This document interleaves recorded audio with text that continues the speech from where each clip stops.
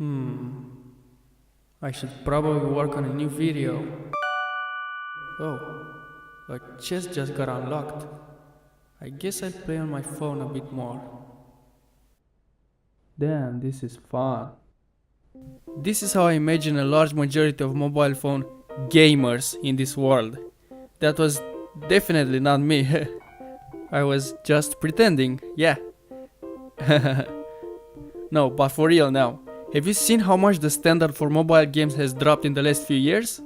Back when overpriced Samsung or Apple smartphones weren't a thing, remember how games were actually fun simply because they were based on things such as skill and actual critical thinking and common sense, and the payoff of using these aforementioned things to win was inherently satisfying? Some were classics like Cut the Rope. Many games were like this in the past and they were beautiful. Of course, many of them were simple since the hardware of phones was itself limited, forcing games to find clever ways to be entertaining and fun, but that didn't change the fact that some of them were goddamn hard. I'm talking about you, Tentacle Wars. There's a reason why Souls-like games are so popular, even though they're insane and annoyingly difficult sometimes, and that's because through effort, practice and trial and error, you can win all of them. Nowadays, what we have are games that are the result of years of research done by many people, searching for the best way to trap players in nightmarish schemes that create loops of rewards and dopamine hits, hidden as fun and easy games for children, practically making them addicted and unable to stop playing.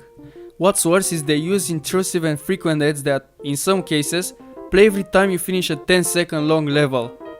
Not to mention that if you die, they'll often show you an option to be revived by watching a whole unskippable ad, using dark patterns to make the decline button less obvious by making it a harder to see color, or sometimes not even showing it at all until after a few seconds, making you think that you have to watch the ad. Check out this game for example. I played it a bit and died a few times. The first 2 times I could get revived for free, but the next time a mysterious icon appeared next to the free button, which, of course, makes me watch an ad.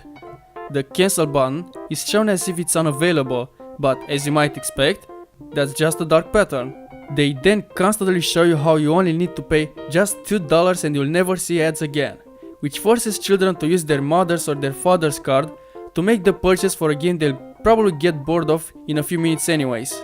They do this because the developers know that their game is boring, and making people pay as little as $1 is more profitable than showing an ad every 20 seconds to them, because the players will need to play the game for maybe at least 3 hours in order for the ad revenue to come close to even $2, and they know that's never gonna happen.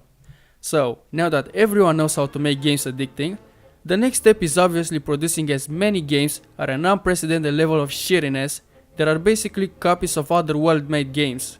Now, I'm not trying to say that video games shouldn't be addicting. All games are addicting and that's a huge factor for why so many people are playing them in the first place. But when making systems that make people helplessly addicted to them becomes more important than the quality of the game itself, then we have a problem. Some very popular Android games with millions of downloads look like they were made in less than a week or sometimes even a day, and sometimes they look worse than Newgrounds games from 2005 made in Flash. Even I rarely download these games and I regrettably get addicted and have to force myself to uninstall them because they suck out all of my time. One of these types of games I hate are idle games.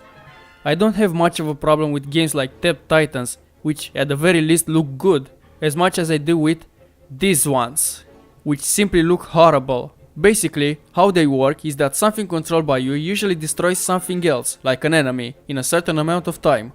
When that enemy gets destroyed, it gets replaced by another one which is harder to destroy.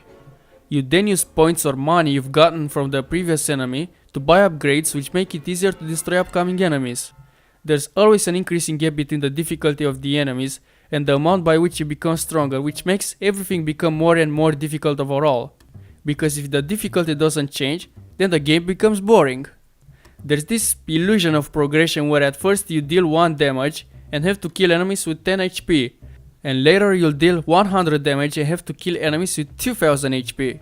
This increasing difficulty gap will eventually make the wait for the current enemy to be destroyed incredibly long and create an incentive to use real money to get faster and better upgrades. Or, if you don't have any money, watch ads. The biggest problem with this system is that it makes our brain love instant gratification, such as how we get points right as we kill an enemy in pretty much any game. I'm sure that I'm not the only one who suffers from what I like to call chronic laziness. Well, it's not actually chronic. I just exaggerated to show how bad it is. It pretty much refers to this seemingly impossible to break habit of not wanting to do anything that exposes us to discomfort, even the slightest bit of it, which means really any type of work.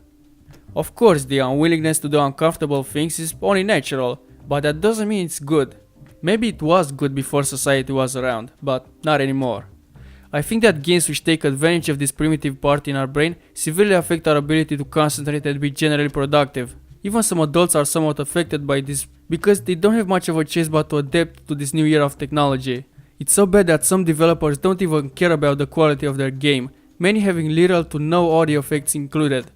There are many other tricks used to convince you to continue playing and, more importantly, watch ads. They have invented ingenious ways to limit your ability to play, but also making you want to play, such as the energy mechanic. Basically, you have, say, 5 points of energy when you start a game. Every time you play a level, you lose an energy point. When you lose all points, you can't play anymore. The only options you have after that are A. Wait like 15 minutes for just 1 point to recharge, B. Watch ads, and C. Pay money. Now imagine a child born right now in 2019 with a family that doesn't really understand how to raise children at all. How will this child grow up? I've seen countless parents that use technology to calm their kids down because they don't know how to do it themselves. Whenever they don't have their tablet or whatever thing that can keep them entertained in hand, they naturally start crying. What do you think that kid will grow up to be like?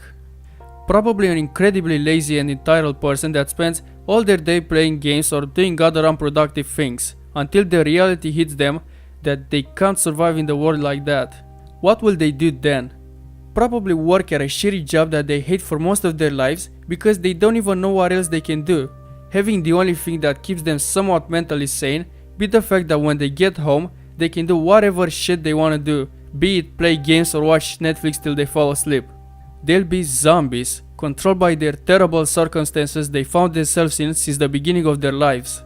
People like this have always existed, but their numbers have skyrocketed in the last few decades because of the advancements in entertainment technology.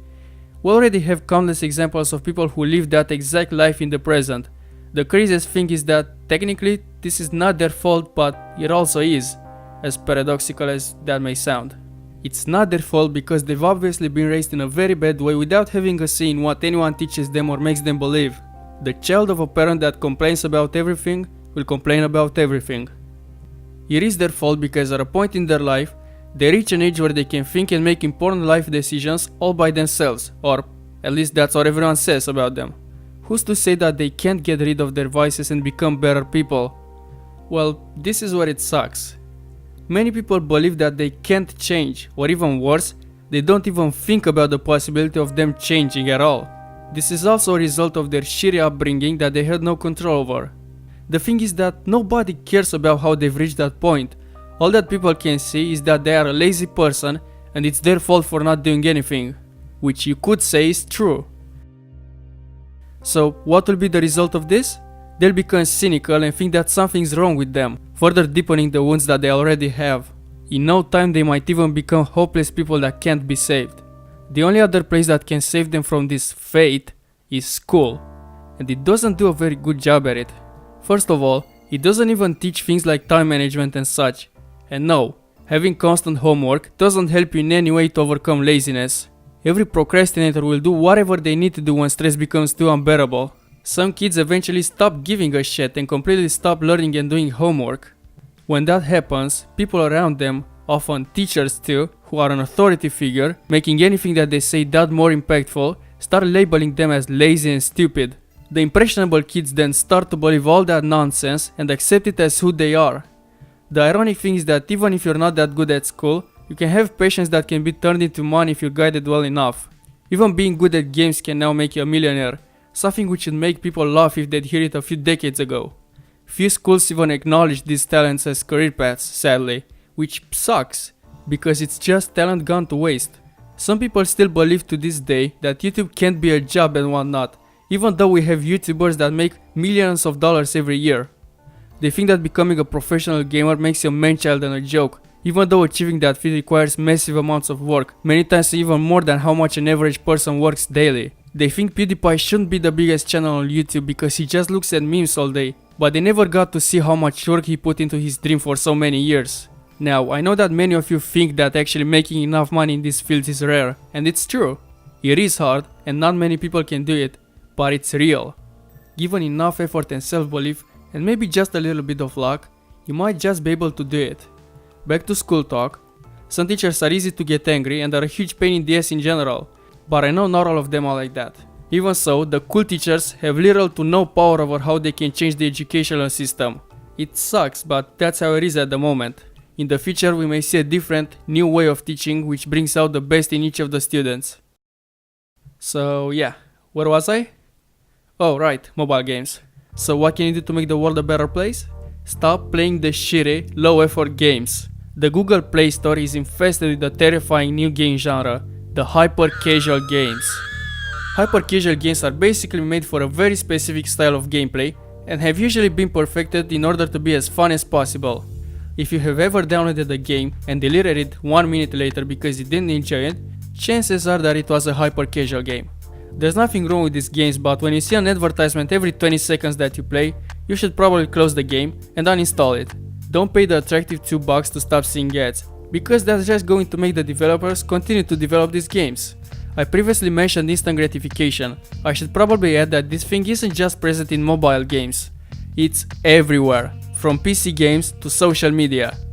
I don't see a way to stop Facebook and Instagram from growing, so the same thing could be said for hyper-casual games.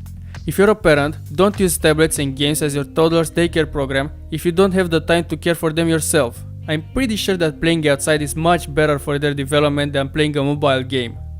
Still though, I highly doubt that the growth of low-effort, highly addictive games is going to stop.